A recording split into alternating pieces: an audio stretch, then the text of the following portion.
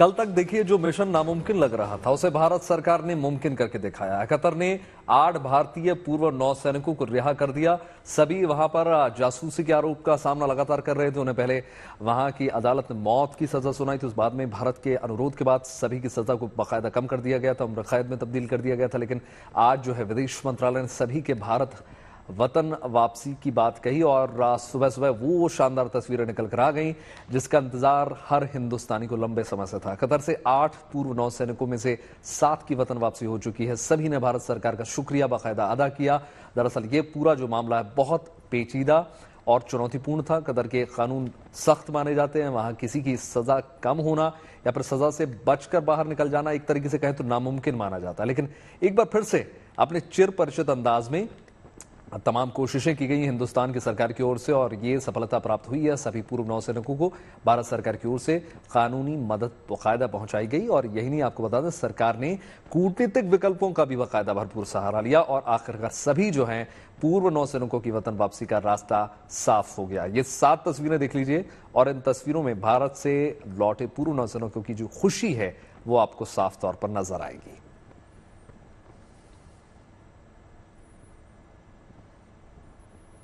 तो तस्वीरें अपने आप आके वाकई बहुत खुशी हो रही है कि वापस इंडिया पहुंच गए हम सेफ एंड साउंड। और definitely honourable prime minister Shri Modi को धन्यवाद करना चाहेंगे कि उनके पर्सनल इंटरवेंशन से ये पॉसिबल हुआ और गवर्नमेंट ऑफ कतार के हिज एक्सीलेंसी द अमीर को कि उन्होंने ये होने दिया।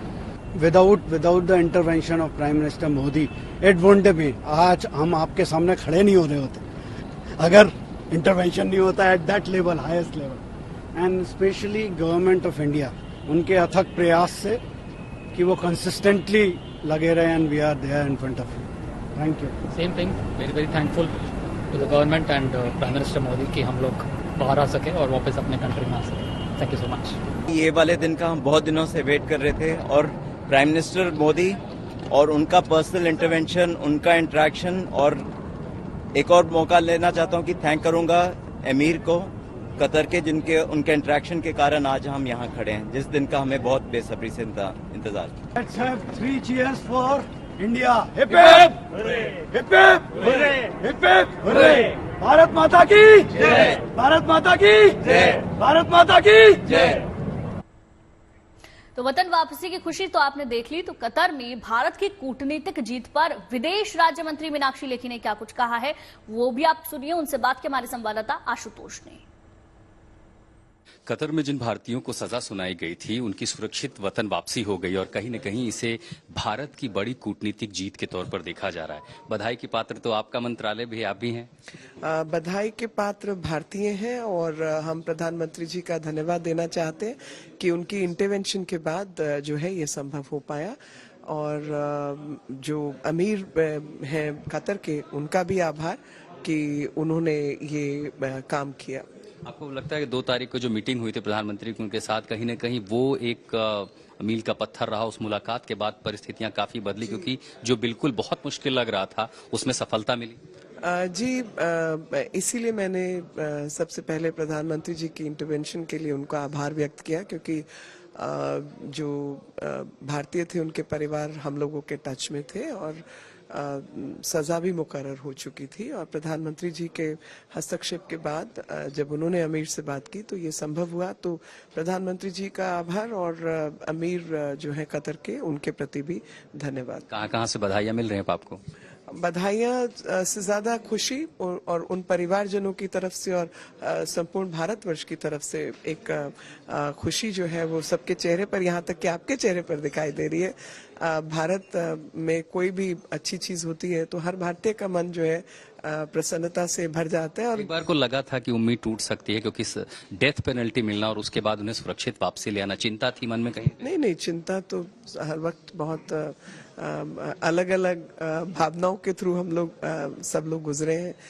लेकिन प्रधानमंत्री जी के हस्तक्षेप के बाद थोड़ी उम्मीद बनी थी और जो हुआ वो तो सबकी बेहतरी के लिए ही है। कहीं न कहीं भारत की कूटनीतिक जीत से कम इसे नहीं देखा जा सकता और जाहिर उन परिवारों के बारे में सोचिए कि जिन्होंने उम्मीदें खो दी थी, उनके आंगन में वो हंसते खेलते फिर से लौट आए हैं। दिल्ली से लोकेंद्र के साथ में आशुतोष मिश्रा। तो बड़ी सफलता इसको कहा जा सकता है। कतर में मिली कूटनीतिक विजय कई मायनों में बहुत खास हो जाती है। ये जीत इसलिए भी अहम हो जाती है क्योंकि कुछ महीने पहले तक इन नौसैनिकों को वहां की अदालत ने बाकायदा मौत की सजा सुनाई थी, लेकिन उसके बाद भारत सरकार ने ताकत पूरी झोंक दी और सब कुछ बदल गया। चलिए आपको सिलसिलेवार तरीके से समझाने की कोशिश करते हैं कि क्या घटनाक्रम था, क्या कुछ हुआ। देखिए, सभी पूर्व नौसैनिक जो हैं कतर की एक कंपनी में काम कर रहे थे। वहां उन्हें जासूसी के एक मामले में कथित रूप से शामिल होने का एक आरोप लगाया गया। संगीन आरोप यह था, गिरफ्तार इनको किया गया। दरअसल 26 अक्टूबर को कतर की एक अदालत ने इस सभी 8 भारतीय नौसैनिकों को मौत की सजा सुनाई थी।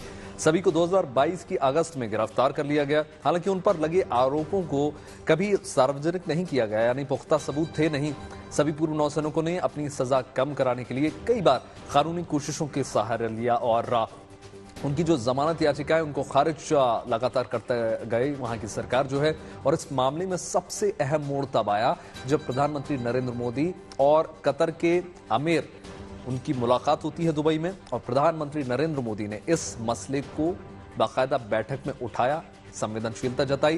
प्रधानमंत्री नरेंद्र मोदी की ये जो पहल है उसका असर ये हुआ कि सभी पूर्व नौसैनिकों की सजा कम कर दी गई। जो सजा पहले मौत की थी वो कम होकर उम्र कैद में तब्दील हो गई। मौत की सजा के उम्र कैद में बदल जाने के बाद भी भारत सरकार एक्टिव रही और उसी के बदौलत वो दिन भी करीब आ गया कि न केवल सभी की रिहाई हो गई बल्कि सभी जो हैं अब वतन सकुशल वापस लौट आए हैं। इस पूरे मामले में सबसे शानदार बात यह रही कि भारत सरकार लगातार कतर में कैद अपने भारतीय नागरिकों को संपर्क लगातार उनसे साधती रही और वो उन्हें हर संभव कानूनी मदद मुहैया कराती रही।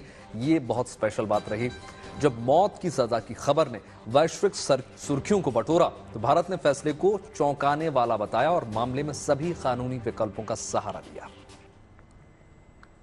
It's only possible due to the intervention of our Prime Minister and his personal interaction and involvement with the Amir of Qatar. We are thankful so much for the government of India. Thank you so much. We have waited almost 18 months to be back in India. We are extremely grateful to the Honorable Prime Minister, Shri Narendra Modi ji. It certainly wouldn't have been possible without his personal intervention and that equation with the Emir of Qatar. I think we are grateful to the government of India, the bottom of our heart, for the every effort that has been made, and this day wouldn't have been possible without it. Grateful indeed. Thank you so much. सुबह सुबह विदेश मंत्रालय ने इस बारे में पूरी जानकारी दी जिसमें कतर सरकार को शुक्रिया कहा गया। अपने बयान में विदेश मंत्रालय ने कहा कि भारत सरकार कतर में हिरासत में लिए गए दहरा ग्लोबल कंपनी के लिए काम करने वाली 8 भारतीय नागरिकों की रिहाई का स्वागत करती है। उन 8 में से 7 भारत लौट आए हैं। हम इन नागरिकों की रिहाई और घर वापसी को सक्षम करने के लिए कतर राज्य के अमीर के फैसले की सराहना करते हैं। आज सुबह एयरपोर्ट पर सभी पूर्व नौसैनिक भारत वापस लौटे और तभी से सभी लोग वहां पर तहे दिल से शुक्रिया सरकार का अदा कर रहे हैं। चलिए अब आपको ये बताते हैं कि कौन है वो पूर्व सैनिक जो मौत के मुंह से लौटकर वतन वापस आए हैं। पहला नाम है कैप्टन नवतेज सिंह गिल। कैप्टन नवतेज सिंह गिल चंडीगढ़ के हैं। बेस्ट कैडेट रहने पर उन्हें राष्ट्रपति अवार्ड भी दिया जा चुका है। रिहा होने वालों में दूसरा नाम है कैप्टन सौरभ वशिष्ठ का। सौरभ वशिष्ठ तेज तर्रार टेक्निकल ऑफिसर माने जाते हैं और मुश्किल ऑपरेशन को वो अंजाम दे चुके हैं। कतर में वापस लौटे तीसरे हैं पुरेंद्र तिवारी। ये नेवी के टॉप ऑफिसर रहे हैं और नेविगेशन के एक्सपर्ट हैं। उन्हें 2019 में प्रवासी भारतीय सम्मान भी मिल चुका है। जिन पूर्व नौसैनिक जो वापस लौटे हैं उनमें कैप्टन वीरेंद्र कुमार का नाम है। कैप्टन वीरेंद्र कुमार को नेविगेशनल एक्सपर्टीज माना जाता है। भारत लौटे चौथे पूर्व नौसैनिक कमांडर सुगुनाकर पकाला है। 54 साल के सुगनाकर पकाला विशाखापट्टनम के रहने वाले हैं। 18 साल की उम्र में ही उन्होंने नेवी ज्वाइन की थी और 2013 में रिटायर हुए थे। कतर से भारत आने वाले 5वें जो जवान हैं वो है कमांडर संजीव गुप्ता। उन्हें गनरी स्पेशलिस्ट के तौर पर जाना जाता है। अगला नाम अमित नागपाल का है। ये नौसेना में कम्युनिकेशन और इलेक्ट्रॉनिक वॉर सिस्टम के एक्सपर्ट कहे जाते हैं। रिहा होकर वतन वापस आने वालों में 8वां नाम नाविक रागेश का है। ये नौसेना में मेंटेनेंस और हेल्पिंग हैंड के रूप में काम करते हैं। ये उन लोगों में थे जिन्हें सबसे कम सजा मिली है। तो देखिए, सुरेश गोयल जी हमारे साथ जुड़ गए हैं, जो कि पूर्व राजनायक हैं, और हमारे साथ जुड़ गए हैं गीता मोहन, जो कि संवाददाता है हमारे साथ, और लगातार इस मुद्दे को समझाने की आप कोशिश करेंगे। सुरेश जी, पहले आपके पास आ रहे हैं और समझने की कोशिश कर रहे हैं, क्योंकि आपका तजुर्बा है। एक बात को समझा दीजिए, कितना पेचीदा होता है इस प्रकार का मसला जब इतने संगीन आरोप लगाए जाते हैं जासूसी तक के, और उससे किस प्रकार से डील किया जाता है। राजनीतिक स्तर पर कहा जा रहा है कूटनीतिक जीत है हमारी, कितना मुश्किल रहा हिंदुस्तान सरकार की ओर से, और हमारा दबदबा कितना जबरदस्त अब हो गया विश्व पटल पर कि अब ये खौफ है कि जल्द से जल्द रिहाई करनी होगी। जी, ये बिल्कुल सही कह रहे हैं आप कि इस तरह के मामलों में दो ट्रैक की बातचीत मैं समझता हूं कि होती है हमेशा। एक तो काउंसुलर लेवल पर, जो कि फॉर्मल लेवल है, काउंसुलर लेवल पर जिनेवा कन्वेंशंस के मुताबिक जब हमारा कोई भी नागरिक, इंडियन सिटीजन, इंडियन नेशनल इस तरह जब विदेशी कंट्रियों में अरेस्ट होता है, तो हम, जैसा कि आप जानते हैं, काउंसुलर एक्सेस मांगते हैं ताकि हम उसके बारे में जाने की मामला क्या है, क्या चार्जेस है उसके खिलाफ, और उसके बारे में हमारे पास एक प्रोविजन भी होता है कि उनको लीगल सपोर्ट दी जाए, लॉयर के थ्रू या जैसे भी हो, उनको लीगल सपोर्ट देने का भी प्रावधान होता है। ये एक तो ये हो गया जो इंटरनेशनल लॉज के ऊपर जो ट्रैक चलता है। ये दूसरा ये है कि हम डिप्लोमेटिक लेवल पर भी जो वहाँ के अधिकारीगण हैं सरकार में, उनसे बातचीत चलती है कि इस मामले को सुलझाने का क्या तरीका हो सकता है। इस मामले में मैं ये कहूंगा जो यहाँ पर कतार में हुआ है, ये क्लियरली अगर उनको मौत की सजा सुनाई गई और चार्ज जो है वो एम्बेसी से शेयर भी नहीं किए गए, इसका मतलब ये कि कतार जैसे देश में जहां पर की फांसी की सजा बहुत कम सुनाई जाती है, बहुत काफी मुश्किल चीज है ये, अगर वहां पर इस तरह की सजा सुनाई गई और चार्ज भी नहीं बताए गए, इसका मतलब कि चार्ज काफी संगीन रहे होंगे। सही या गलत मैं नहीं कह सकता हूं, लेकिन चार्ज काफी संगीन रहे होंगे, और हम यही मान करके चलते हैं कि ये चार्ज अपने इस नागरिकों के मामले में सबसे बड़ा सुरेश जी दबाव किसको देखें हम? क्या जो दुबई में मुलाकात होती है उसको, प्रधानमंत्री की जो डायरेक्ट बात होती है उसको दबाव माना जाए मुख्य तौर पर, या हमारे विदेश मंत्रालय का ये कूटनीतिक जीत है? देखिए, सारी चीजें काम करती हैं कि विदेश मंत्रालय तो हमेशा जो है 24 घंटे काम करता ही है, लेकिन कुछ एक दो चीजें ऐसी होती है विच बिकम द टर्निंग पॉइंट। तो मेरा ख्याल है जो प्राइम मिनिस्टर की मुलाकात हुई कतार के शेख से, जब बातचीत हुई, वहां पर जो कहा गया वो जो है इस मामले का टर्निंग पॉइंट था, जब जो है बदलाव शुरू हुआ और कतार की सरकार ने हमारी बात के ऊपर बहुत अच्छी तरह से काफी प्रेशर के साथ में गौर करना शुरू किया। ठीक है जी, ठीक है सुरेश जी, लौटेंगे आपके पास। गीता हमारी संवाददाता हमारे साथ जुड़ी हुई है। गीता, 7 लोगों को लेकर अपडेट आ चुका है, लेकिन 8वां जो हमारे ऑफिसर हैं वो वहां पर मौजूद हैं, तो क्या उनको लेकर कोई जानकारी, कोई अपडेट है आपके पास? जी बिल्कुल, एक बहुत इम्पोर्टेंट जो स्टेटमेंट था उसमें ये कहा गया है कि 8 को रिहा कर दिया गया है।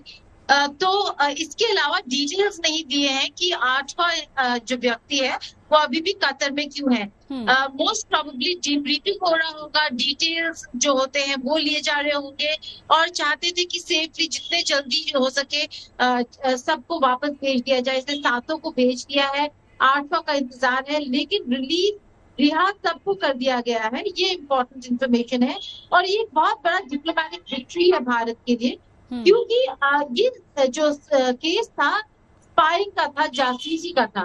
कतर में जासूसी के केसेस बहुत ही संजीदा होते हैं, बहुत ही सीरियसली लिए जाते हैं, और उसमें रिहाई मिलना काफी मुश्किल होता है। न केवल डेथ सेंटेंस को माफ कर दिया गया, लेकिन इससे पहले जिनके पास इनको 10 साल, 7 साल, 3 साल के अलग अलग सजा हुए थे, वो भी माफ कर दिया गया और उनको रिहा कर दिया गया है। ये अपने में एक बहुत बड़ा इम्पोर्टेंट मैसेज है कि जो भारत और कतर के रिश्ते हैं, और जिस तरीके से भारत के डिप्लोमेट, चाहे वो भारतीय मिशन कतर में हो या फिर नई दिल्ली में, जिस तरीके से उन्होंने काम किया कतर की सरकार के साथ, और कहीं ना कहीं आखिरकार जो सबसे हाईएस्ट लेवल होता है डिप्लोमेसी का, वो होता है प्रधानमंत्री के लेवल का।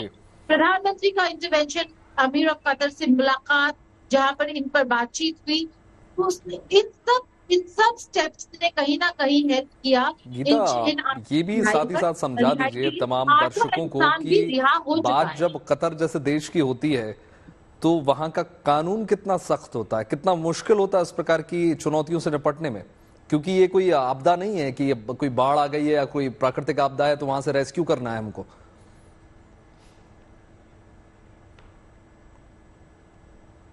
गीता,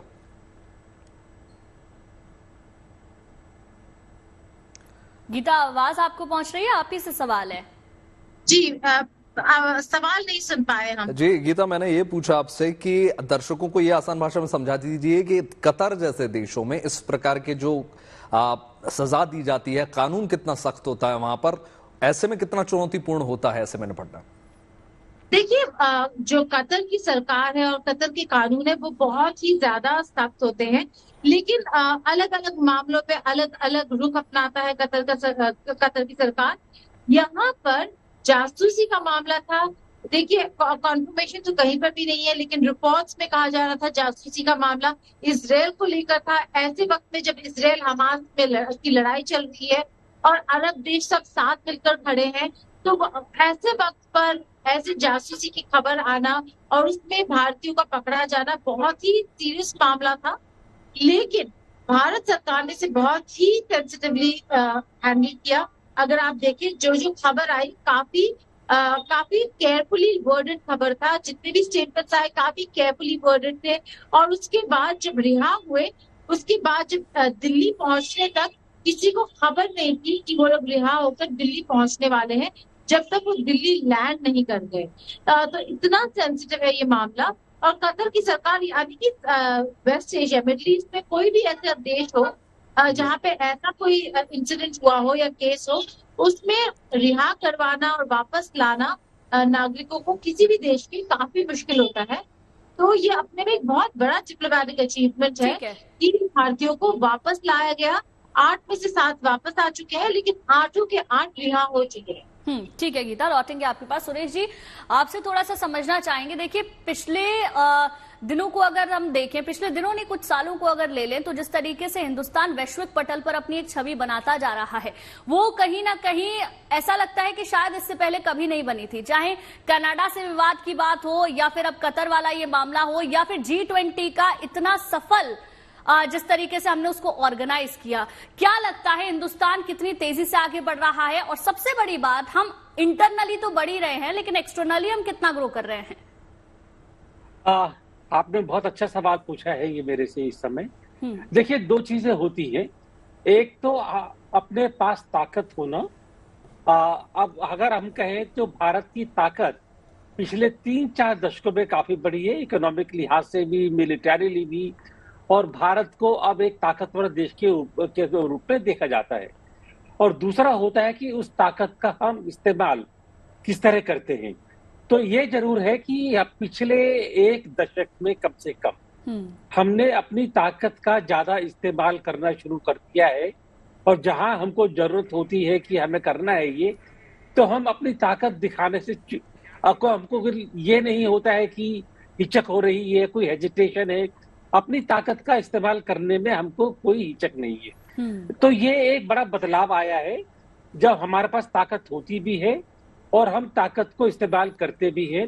अब ये आप कतार बिल्कुल ठीक कहा सुरेश जी आपने, क्योंकि कहते भी हैं, एक डायलॉग था, great powers come with great responsibilities. बहुत शुक्रिया दोनों मेहमानों का, तमाम तरीके से आपको समझाया कि किस प्रकार से ये पूरी टाइमलाइन रही है। अयोध्या में रामलला के भव्य मंदिर के बाद अब आबू धाबी में भी दिव्य और भव्य मंदिर का उद्घाटन होने जा रहा है। बस 2 दिन का इंतजार शेष है और उसके बाद बसंत पंचमी के मौके पर बुधवार को खूबसूरत मंदिर का उद्घाटन होने जा रहा है। इस प्राचीन हिंदू शैली में तैयार किए गए भव्य मंदिर का उद्घाटन प्रधानमंत्री नरेंद्र मोदी करने जा रहे हैं, जिसके लिए वो मंगलवार को यूएई के लिए रवाना होंगे। आपकी स्क्रीन पर देख लीजिए 2 तस्वीरें हैं, और दूसरी तस्वीर में आप देखिए कि किस प्रकार से मुंबई से ये तस्वीरें निकल कर आ रही। देश के दूसरे राज्यों की तरह मुंबई से भी अयोध्या के लिए आस्था स्पेशल ट्रेन रवाना हो गई। देखिए, गाजे बाजे के साथ पूरा भगवा झंडे आपको नजर आएंगे। ट्रेन से रवाना होने से पहले बाकायदा पूजा पाठ की गई और हरी झंडी की बजाय भगवा झंडी दिखाकर ट्रेन को रवाना किया। ये अद्भुत पल रहा राजस्थान के पाली की भी तस्वीर देख लीजिए, जहां ओम आकार का अपने ही अंदाज में एक लौता मंदिर पूरे विश्व में है, जो जब रात में जगमग होता है तो इसकी छटा अद्भुत ही देखने को मिलती है। 3 तस्वीरें आपको दिखा रहे हैं किस प्रकार से एक राम राज्य का जो संकल्प है, जो सपना है, उसको साकार करते हुए ये तस्वीरें अपने आप में नजर आ रही हैं।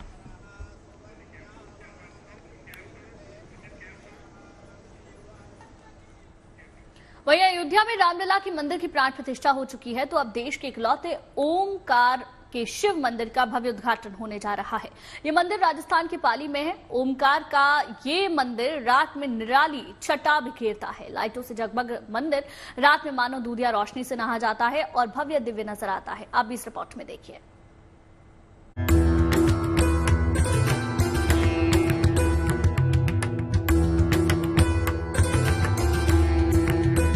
तमसो मां ज्योतिर्गमय,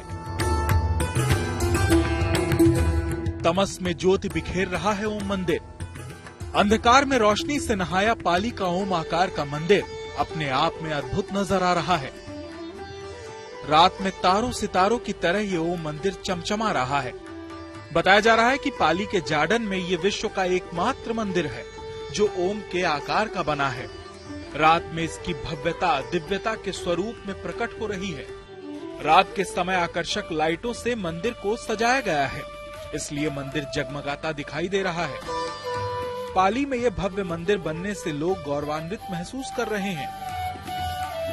ये हमारे भारतीयों के लिए और विशेषतर हमारे राजस्थान वालों के लिए बड़ा ही गौरव का विषय है कि हम 1 महीने के अंदर राम मंदिर की भी प्रतिष्ठा हुई और अभी ओम मंदिर की प्रतिष्ठा को भी हम साकार होते हुए देखेंगे।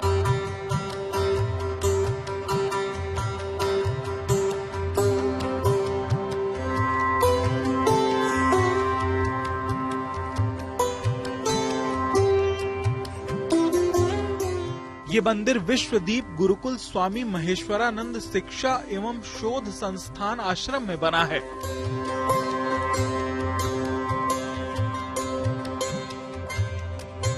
ओम के आकार के इस भव्य शिव मंदिर को बनाने में करीब 3 दशक का समय लगा है।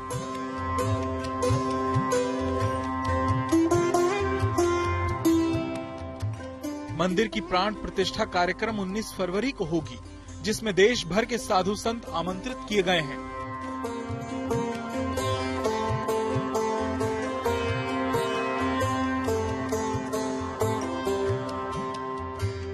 भारत भूषण जोशी, पाली, गुड न्यूज टुडे।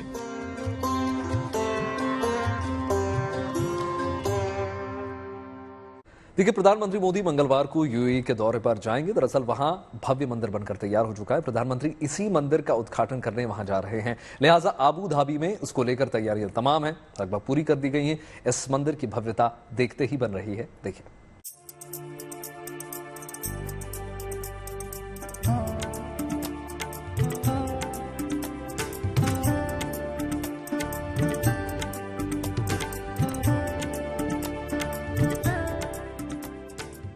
बस 2 दिन बाद बसंत पंचमी पर बुधवार को इस खूबसूरत मंदिर का उद्घाटन होगा। शानदार लाइटिंग में नहाया ये प्राचीन हिंदू शैली में तैयार भव्य मंदिर अबू धाबी की धरती पर बना है।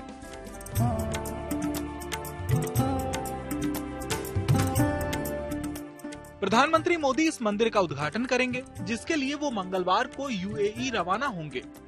अपने दौरे में पीएम मोदी वहां के राष्ट्रपति शेख मोहम्मद बिन जायद अल नाहयान के साथ भी बैठक करेंगे। साथ ही प्रधानमंत्री मोदी की यूएई के उपराष्ट्रपति, प्रधानमंत्री और रक्षा मंत्री समेत कई नेताओं से मुलाकात होगी। If you look at each block of the temple, it's a work of love. It's a work of skill by thousands and thousands of Indian artisans. I used to visit the temple very often during the construction phase. Thousands of devotees in this country. Also, thousands of Indians, diaspora, which has been visiting here, visiting the temple during the construction phase, have actually put bricks using their own hands. पिछले साल दिसंबर में धार्मिक संस्था BAPS यानी बोचास नवासी अक्षर पुरुषोत्तम स्वामी नारायण मंदिर समिति ने ये न्योता दिया था। ये अबू धाबी में पहला बड़ा हिंदू मंदिर है। यहाँ रहने वाले भारतीय भी इसको लेकर काफी उत्साहित हैं। इस मंदिर का निर्माण BAPS संस्था ने करवाया है। 2015 में प्रधानमंत्री मोदी जब अबू धाबी गए थे, तब वहाँ की सरकार ने मंदिर को जमीन देने का वादा किया था। इस दौरान UAE सरकार ने इसके लिए 27 एकड़ जमीन आवंटित की थी। ये मंदिर 20,000 वर्ग मीटर जमीन पर बना है। प्रधानमंत्री मोदी 2018 में इस मंदिर के शिला पूजन में भी शामिल हुए थे। Prime Minister Shri Narendra Bhai Modi is specially flying in to inaugurate this temple, which he actually initiated in 2015. Abu Dhabi में बने इस मंदिर की बनावट लगभग वैसी ही है जैसे दिल्ली, गुजरात, न्यू जर्सी और दुनिया की दूसरी जगहों पर बने अक्षरधाम मंदिरों की है।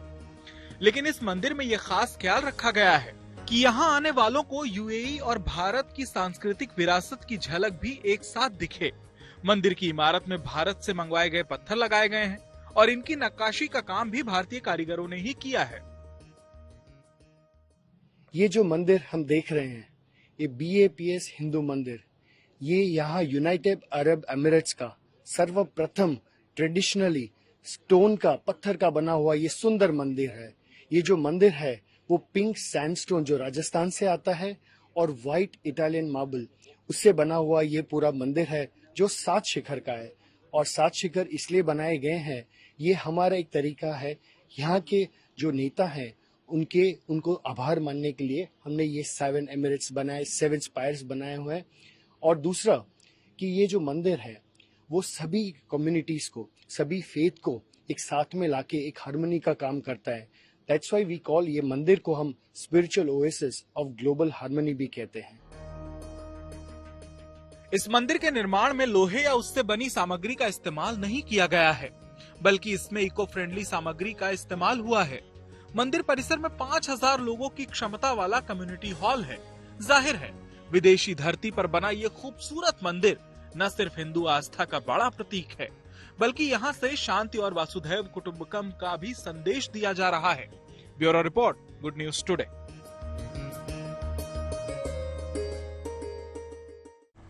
दिल्ली के मेजर ध्यानचंद स्टेडियम में आदि महोत्सव 2024 चल रहा है। यह महोत्सव 18 फरवरी तक चलने वाला है। इसका मकसद आदिवासी और जनजातीय कलाकारों को बढ़ावा देना और उनके खान पान, हस्तशिल्प और हस्तकला से दुनिया को रूबरू करवाना है। हमारी संवाददाता नीतू झा ने इस कला के मेले का जायजा लिया। दिल्ली के मेजर ध्यानचंद स्टेडियम में आदि महोत्सव की शुरुआत हो गई है। आदि महोत्सव यानी एक त्योहार जिसमें देश के तमाम जो आदिवासी हैं वो पहुंचे हैं अपनी कारीगरी लेकर दिखाने दुनिया को कि वो क्या कुछ कर सकते हैं। अब जब हम यहाँ पहुंचे, सबसे पहले हमें आपका ही स्टॉल नजर आया था और ये खास चीज है, देखिए थोड़ी थोड़ी दिखा दूं, ब्रास से बनी हुई है और हर चीज एंटीक यूनिक है। हमारे यहाँ पे अभी यूनिक प्रोजेक्ट लेके आए हम लोग, जैसे ब्रास का स्टोन और ब्रास का जो फ्यूजन है उस तरीके का हम लोग यहाँ पे आर्टिफैक्ट्स बना रहे हैं। यहाँ पे हमारे यहाँ पे 32 महिलाएं जुड़ी हुए जो कि पूरे लेडीज है, वो ऐसे बैंगल्स वगैरह बना लेते, और बाकी के जो 76 स्टाफ है जो आर्टिजन है वो सभी के सभी हम लोग ट्रेडिशनल आर्ट बनाते हैं। ये तमाम स्टॉल यहाँ पर लगाए गए हैं। 300 से ज्यादा स्टॉल हैं, 1000 से ज्यादा कारीगर जो हैं वो। आप बताइए कहाँ से आए हैं, हिंदी में बोल पाएंगे? हाँ मैम, मैं महाराष्ट्र से हूँ। हमारा जो केंद्र शासित प्रदेश सिलवासा है। मैं ये वारली पेंटिंग बनाता हूँ। मेरा नाम वीनू कालू भावर है। हम ऐसे कैनवास के कपड़े पे बनाते थे, अभी हम डायरेक्ट प्रोडक्ट के ऊपर वारली पेंटिंग बनाते हैं। ये सब, ये मोबाइल स्टैंड है, ये नैपकिन होल्डर है, ये पेन होल्डर है। यानी जरूरत के हिसाब से आप अपनी आर्ट और क्राफ्ट को भी उन चीजों पे बना रहे हैं जिससे लोग ज्यादा से ज्यादा यूज होने वाला चीज बचते हैं।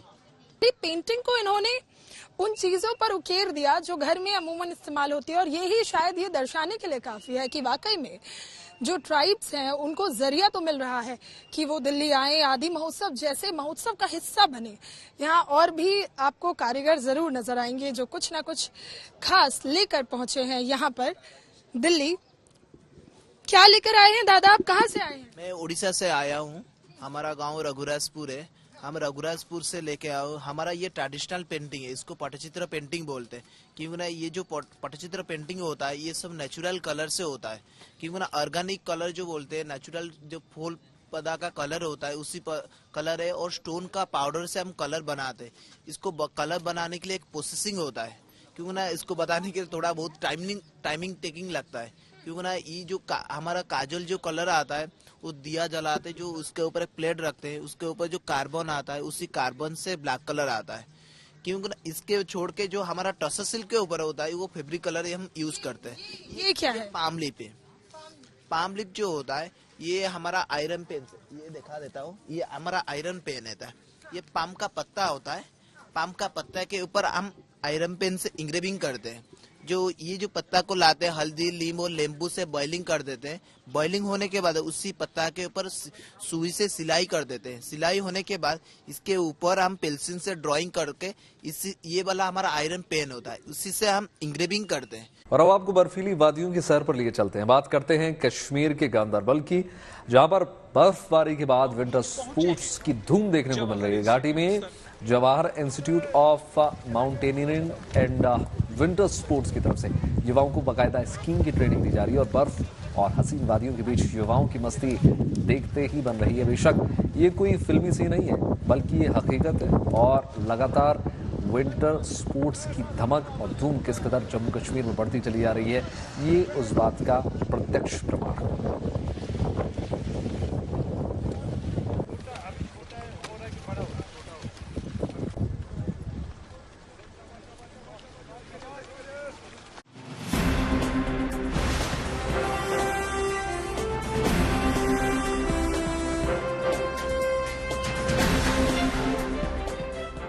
कश्मीर को यूं ही नहीं धरती की जन्नत कहा जाता है।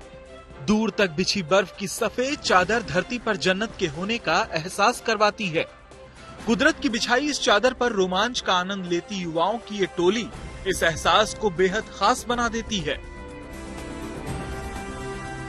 4 Indian institute of mountaineering and skiing जो है वो काम कर रहे हैं। उनमें से प्रसिद्ध जो ये institute Jawahar Indian institute of mountaineering and skiing है वो पहलगाम में है।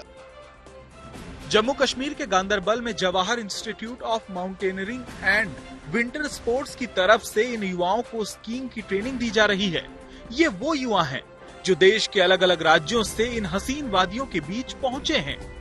जवाहर इंस्टीट्यूट सर्दियों में स्कीइंग का कोर्स करवाता है, जहां चंद दिनों की ट्रेनिंग के बाद ये युवा बर्फ से ढके मैदान पर हवा से बातें करते नजर आते हैं।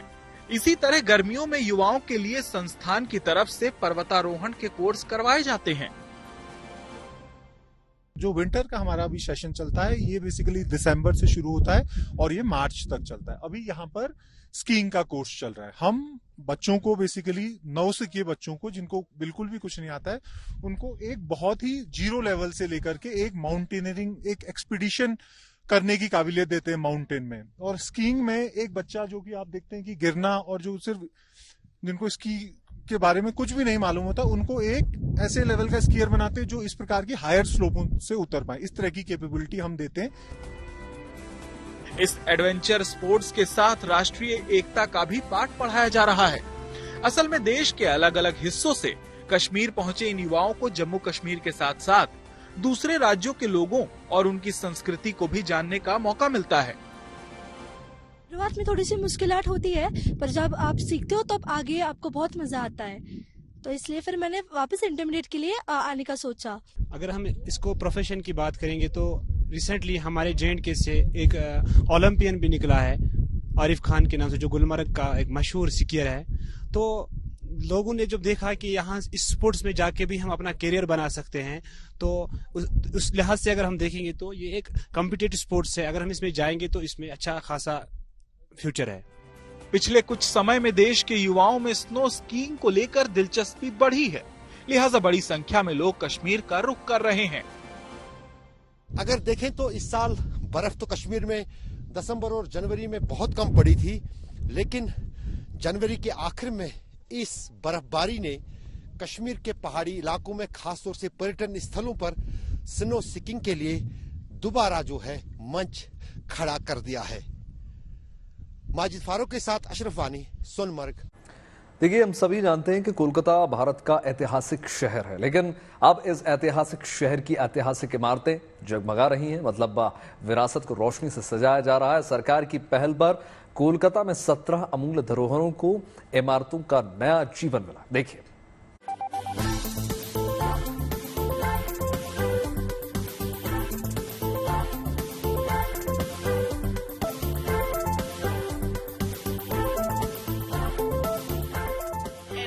सारे इमारतें हैं जिन्हें हेरिटेज कहा जा सकता है, जिसपे हेरिटेज स्ट्रक्चर का जो धब्बा है वो है, लेकिन कुछ कारणों की वजह से इन इमारतों की हालात जो थी वो खराब थी। कुछ लोग खुद स्थानीय मिलते हैं और एक कोलकाता इल्यूमिनेशन प्रोजेक्ट के नाम से एक इनिशिएटिव शुरुआत उसकी होती है, जहां से इन हेरिटेज बिल्डिंग्स को, जैसे जो मेरे पीछे खड़ा है, उस हिसाब से उनको रीपेंट किया जाता है और अंधेरे के वक्त, ताकि इसकी खूबसूरती को इंसान देखे, टूरिस्ट देखे और स्थानीय भी जो है, जो इसके सामने से हर रोज पास कर सके, उनको देखे और इसकी वाहवाही करे।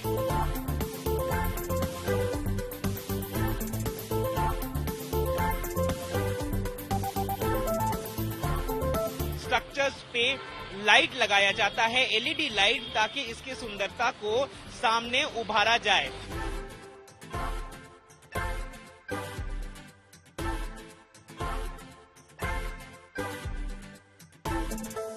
ऐसे 17 ऐसे बिल्डिंग्स है, स्ट्रक्चर्स है कोलकाता में, जिनके साथ ये कारनामा जो है वो किया जा रहा है कोलकाता इल्यूमिनेशन प्रोजेक्ट के तहत।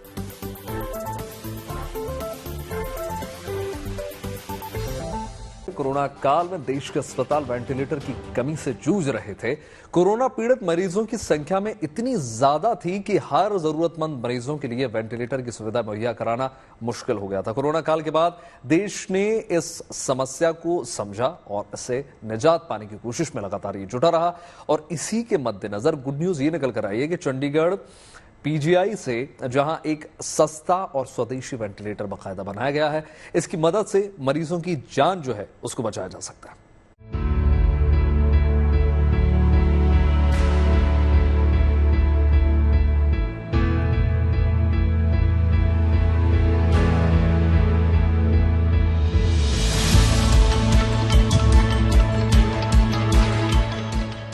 ये कम बजट वाला सस्ता सुंदर टिकाऊ वेंटिलेटर